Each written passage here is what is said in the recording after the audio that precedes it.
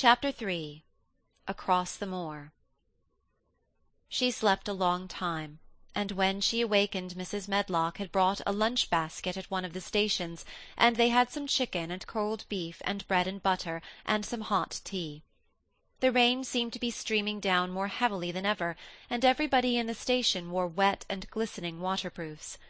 The guard lighted the lamps in the carriage, and Mrs. Medlock cheered up very much over her tea and chicken and beef. She ate a great deal, and afterward fell asleep herself, and Mary sat and stared at her, and watched her fine bonnet slip on one side, until she herself fell asleep once more in the corner of the carriage, lulled by the splashing of the rain against the windows. It was quite dark when she awakened again.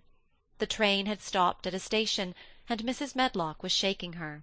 "You have had a sleep," she said.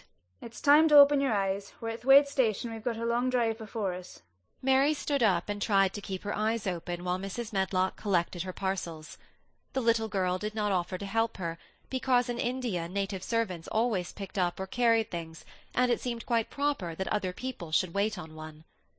The station was a small one, and nobody but themselves seemed to be getting out of the train.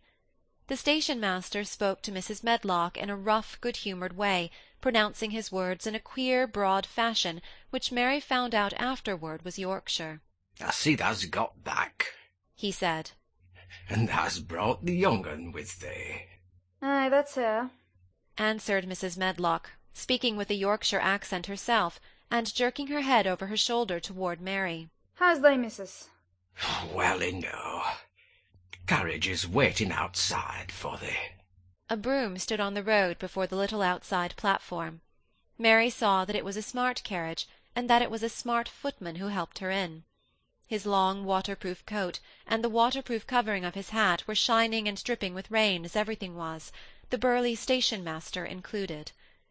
When he shut the door, mounted the box with the coachman, and they drove off, the little girl found herself seated in a comfortably cushioned corner, but she was not inclined to go to sleep again.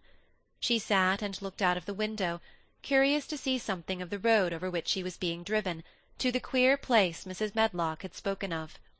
She was not at all a timid child, and she was not exactly frightened, but she felt that there was no knowing what might happen in a house with 100 rooms nearly all shut up, a house standing on the edge of a moor. "What is a moor?" she said suddenly to Mrs. Medlock. "Look out of the window in about 10 minutes and you'll see," the woman answered. "We've got to drive 5 miles across Misselmoor before we get to the manor. You won't see much, because it's a dark night, but you can see something." Mary asked no more questions, but waited in the darkness of her corner, keeping her eyes on the window.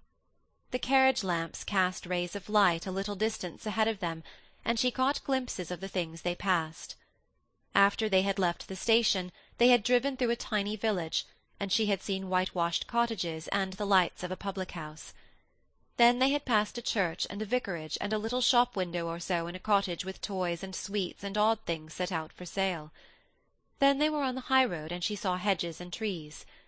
After that there seemed nothing different for a long time, or at least it seemed a long time to her. At last the horses began to go more slowly, as if they were climbing uphill, and presently there seemed to be no more hedges and no more trees. She could see nothing, in fact, but a dense darkness on either side. She leaned forward and pressed her face against the window, just as the carriage gave a big jolt. "Yea, we're on the moor now, sure enough," said Mrs. Medlock. The carriage lamps shed a yellow light on a rough-looking road, which seemed to be cut through bushes and low-growing things, which ended in that great expanse of dark apparently spread out before and around them. A wind was rising, and making a singular, wild, low, rushing sound. It's not the sea, is it?" said Mary, looking round at her companion. "No, not it," answered Mrs. Medlock.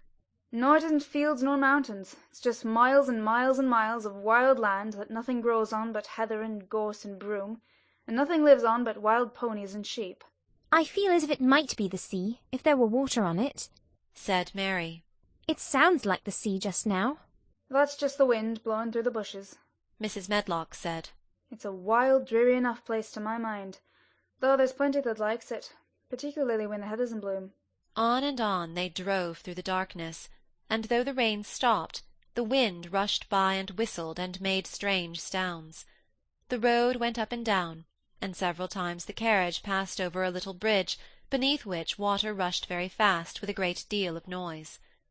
Mary felt as if the drive would never come to an end, and that the wide, bleak moor was a wide expanse of black ocean through which she was passing on a strip of dry land.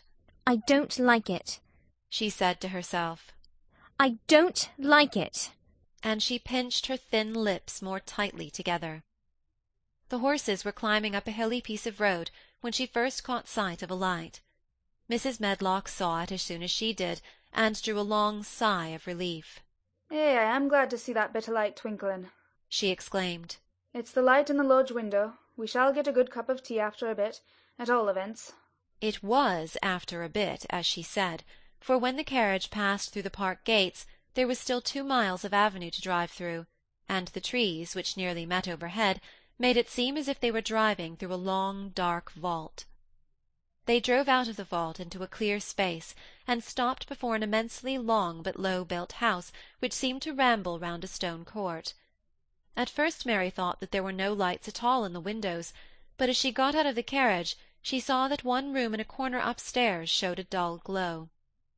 The entrance door was a huge one made of massive, curiously shaped panels of oak, studded with big iron nails and bound with great iron bars.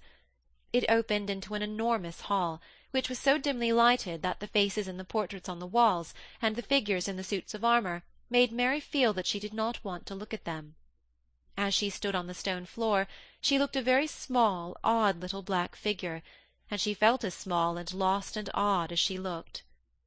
A neat, thin old man stood near the manservant who opened the door for them. "You are to take her to her room," he said in a husky voice. "He doesn't want to see her. He's going to London in the morning." "Very well, Mr. Pitcher," Mrs. Medlock answered. "So long as I know what's expected of me, I can manage." "What's expected of you, Mrs. Medlock," Mr. Pitcher said, "is that you make sure that he's not disturbed, and that he doesn't see what he doesn't want to see." And then Mary Lennox was led up a broad staircase and down a long corridor and up a short flight of steps and through another corridor and another, until a door opened in a wall, and she found herself in a room with a fire in it and a supper on the table.